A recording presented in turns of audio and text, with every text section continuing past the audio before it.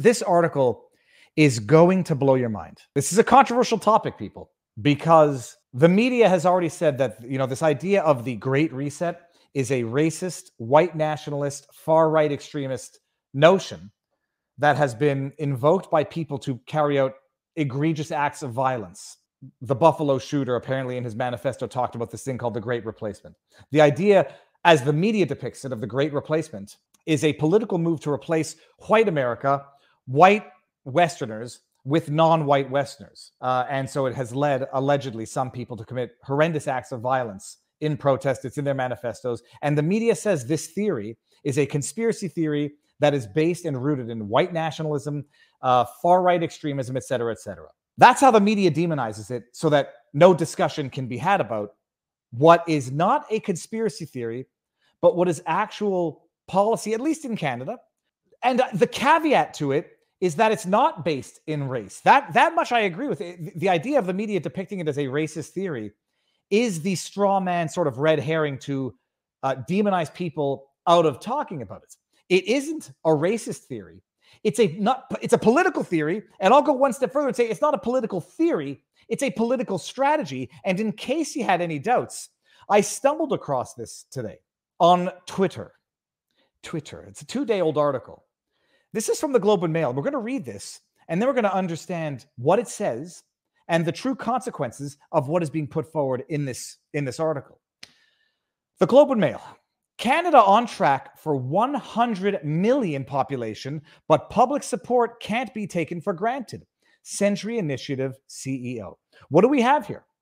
In the title, you have persuasion that the majority of Canadians are already on board with, happy with, support the idea of the country more than doubling in population in what period of time? By the turn of the century. Canada right now has 35, 36 million people living in it. This article is putting forward the policy through which Canada's population will more than double in 77 years. We're going to reach, apparently, more than 100 million in Canada by the year 2100. How?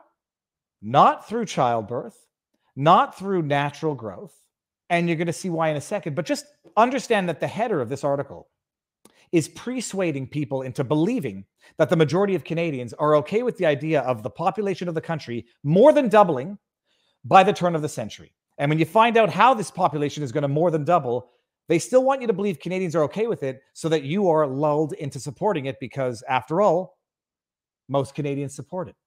The chief executive of the Century Initiative, I have to look this company up after we do this, says Canada, quote, has reached the point of no return when it comes to welcoming more immigrants, as its modeling shows Canada is on track to more than double its population to at least 100 million by the turn of the century. What population, what nation historically took in large amounts of people and subsequently fell? Oh, I forgot to mention that part of the fall of the Roman Empire was allowing, I think they called them Goths, Vandals,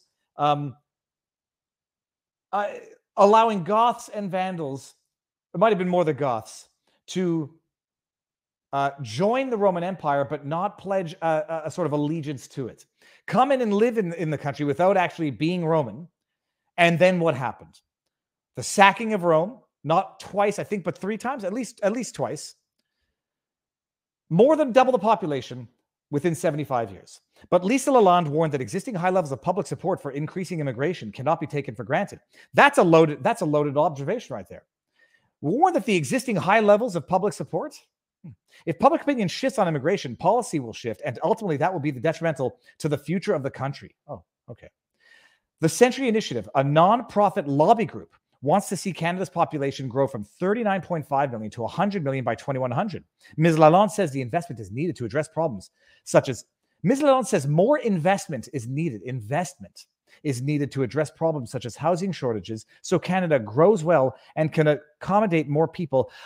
Canada is currently euthanizing record numbers of Canadians because they can't accommodate the population they already have. Where do you think this money comes from? Canada can barely take care of Nova Scotia as it currently stands. It can barely take care of the hurricane from last year. It can barely take care of its existing healthcare system. You know what would be really good for the healthcare system? Double the population in 75 years. Current levels of high immigration and government policy decisions, such as making it easier for foreign students to get permanent residence, are putting Canada on track for the first time to meet or even surpass its target. Okay, listen to this. This statistic is going to blow your mind. Canada had record population growth of 700,000 people in 2021 to 2022, with immigration accounting for 94%. Do you remember when the statistics were coming out and saying immigration out of Canada was at the 25-year high? That was 2021, 2022. And yet Justin Trudeau and the Liberals were saying Canada is flourishing. Canada is doing so well. Record numbers of people are emigrating, moving to Canada. Population growth is skyrocketing. I'm gonna bring down the article. There's a way where both of those statements can be true at the same time. It's just that one happens to result in the destruction of Canada as it currently stands. Emigration out of Canada is at a quarter of a century high if it hasn't gotten worse in the last year. How does the population continue to grow then? Well, the population grew nearly a million. Let's just say 750,000. 94% of that is immigration. So while Canada, for whatever the reason, has decided to be a parasite of sorts off political discourse in the USA as relates to Dobbs and abortion and all that stuff, while Canada has decided to import that debate, which doesn't exist in Canada, make abortion a political litmus test, even though Canada is the only nation in the world with absolutely no criminal prohibitions on abortion. Apparently, despite having no criminal prohibitions on abortion in Canada, it's still not accessible enough. And Justin Trudeau and his Liberals have to import the abortion debate from the United States and make it a Canadian political issue. So while they promote abortion, while they massively increase euthanasia of Canadians, expand it to the mentally ill, want to expand it to minors, expand it to people who are not critically ill, while polls show that Canadians support euthanasia if homelessness and poverty are the motivating factors. Why isn't the population growing? Geez, it's a conundrum wrapped in an enigma, wrapped in a paradox. Why isn't the population growing when all that our government does is promote policies of death? And whether or not you believe in abortion as a policy for a certain window of period of time, it's important to understand what it is.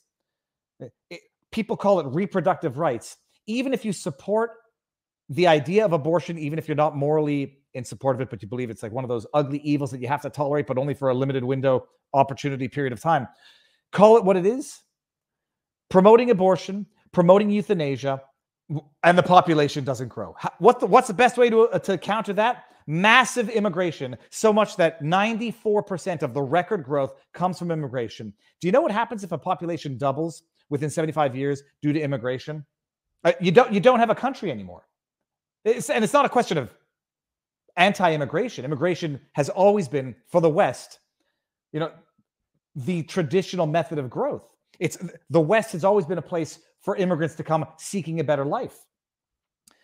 At some point, however, just to go back to the analogy, if Justin Trudeau wants to be the bon père de famille, the good father, if you can't take care of your existing children, it's reckless to have more. People who say that the great replacement theory is a racist theory, okay, take out the word great. It's not about replacing white Westerners. It's just a question of politically replacing them.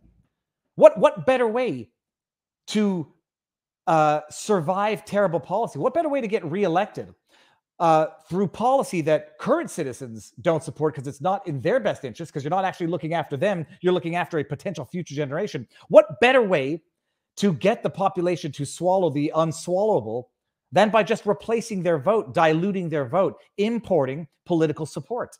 I agree. The replacement theory could be racist if one were to think it was racially targeted. The only thing is, it's racist to even think that, because there are white, black, Chinese, Asian, Native Canadians. There are white, black, Chinese Americans. There are Americans of all races, creeds, religions, gender, sexual orientations, and whatever. You're importing and doubling a population to dilute the citizens' vote currently affects everybody, not just one race. But to say that the replacement theory is a conspiracy theory That article is detailing it as policy. It's not conspiracy theory. It is political strategy. It's political strategy, and they're telling it to you to your face. 94% of the record growth for 2021, 2022 is immigration. That just means you've opened up your borders to offset the fact that the tax-paying citizens of the country are leaving in droves. And it's a way to fabricate success out of failure. I found it shocking. And then when I was looking up articles on the Great Replacement, which people said was conspiracy theory, and all the articles that I do see, ADL, was it the ACLU, Wikipedia, referring to the Buffalo shooter, the Great Replacement as a racist conspiracy theory, alt-right, far-right, white nationalist conspiracy theory. Yeah, if you decide to view what this policy entails as racially motivated, I can see how someone would think it's racially motivated, but it's not. It's politically motivated. Because if you can't earn your votes locally, import your support through immigration.